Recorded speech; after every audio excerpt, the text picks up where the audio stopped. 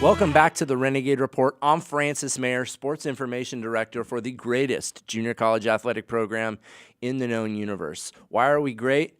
Well, not just because I said so, but because history tells a story for itself. We've been around since 1913. I mean, we've been around since they wore leather helmets on the football field and since they used a peach basket for a hoop. Things have progressed far beyond that, though, now. And our basketball teams are sophisticated, using the very latest in game management strategies and in player selection. We have guys who can ball. And last night, the men's basketball team had a pretty huge moment of truth, Coach Hughes. You guys were on the round in a playoff game against L.A. Pierce in a gym that had been kind to you earlier this season, right? Yeah, we won by 18 at their place, but obviously that was a long time ago, and they came ready to play, and it was a hard-fought loss, but our guys really battled all the way till the end. All right, and unfortunately now the season is over.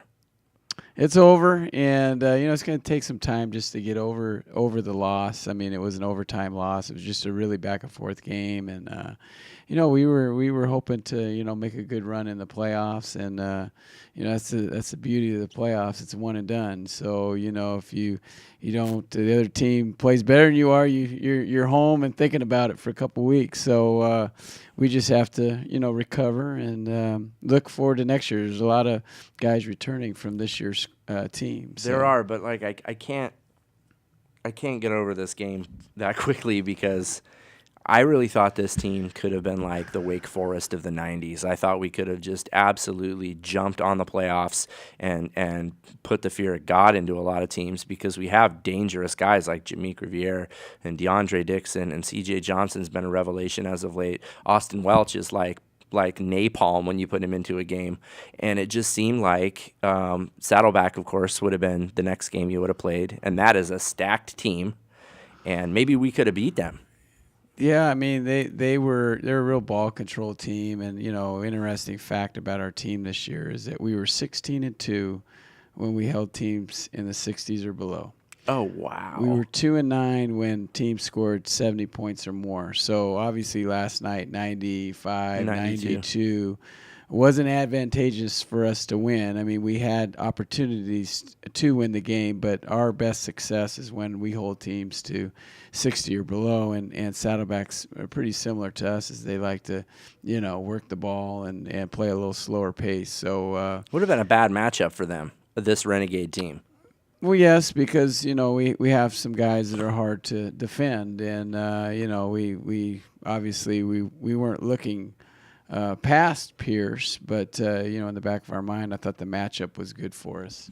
No, and when you say we have some explosive players, like I think you're absolutely correct. I've told Jameek that our little pocket rocket, I've told him that I want to try to stand in the key and I want to try to get in front of him when he drives to the basket because when you watch him from the sideline, it doesn't look real. Like if this were a video game, you'd be like, that's so unreal. That's cheesy. Jameek just weaved through 4 defenders in the paint and laid a ball in. How special is that guy, and where's the ceiling?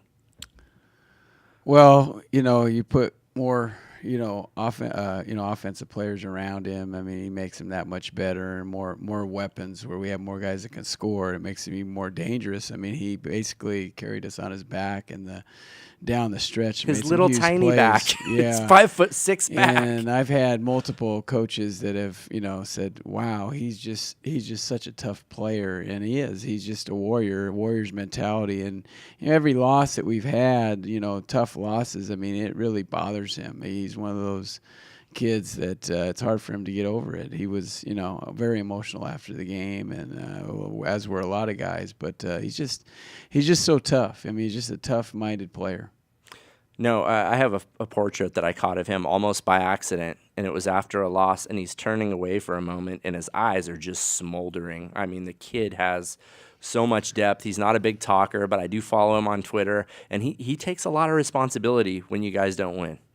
Yes, he's, like I said, he really hates to lose. And in today's today's world, a lot of the players, once the game's over, they're okay with it. With him, it sinks in there, and it takes a while for him to recover. And I'm like that. So you got to respect him, and he gave everything he had, and DeAndre gave everything. Our team gave everything they had. We just probably didn't play the way that we should have as far as defensively, and that made a difference in the game.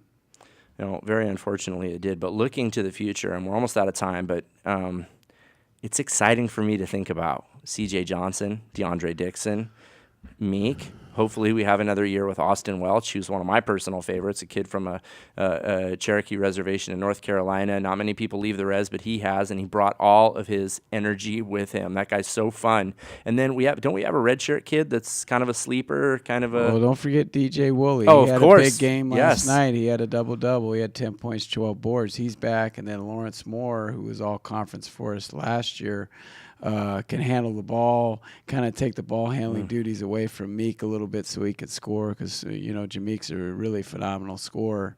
And then we have Daquan Green, who played for us last year, also redshirting. So the ingredients are there for a special team next year. I mean, obviously there's a lot of time from now until then, but as long as they work hard in the spring and take care of business academically, and it could be another special team next year. All right, very good. Well, Coach, we're going to continue watching. I'm going to continue watching. I will check in with you in the offseason. I look forward to finding out what the plans are. And you have a good record for retaining guys, obviously. And, I'm sorry that it ended the way it did. But if you didn't care, you wouldn't have the number of wins you have. You're on your way to being the winningest basketball coach in BC history, and that attitude is definitely part of it, and we thank you for everything you did. You guys kept it so interesting, so thank you, Coach. Well, thank you. Coming up next, we have more hoops. Coach Paula Dahl and her women's basketball team are doing something no BC basketball team has ever done before. Strike that, no women's basketball team. We're going to tell you about that, plus we're going to tell you about our home playoff game this Saturday at 7 p.m. when the Renegade Report returns.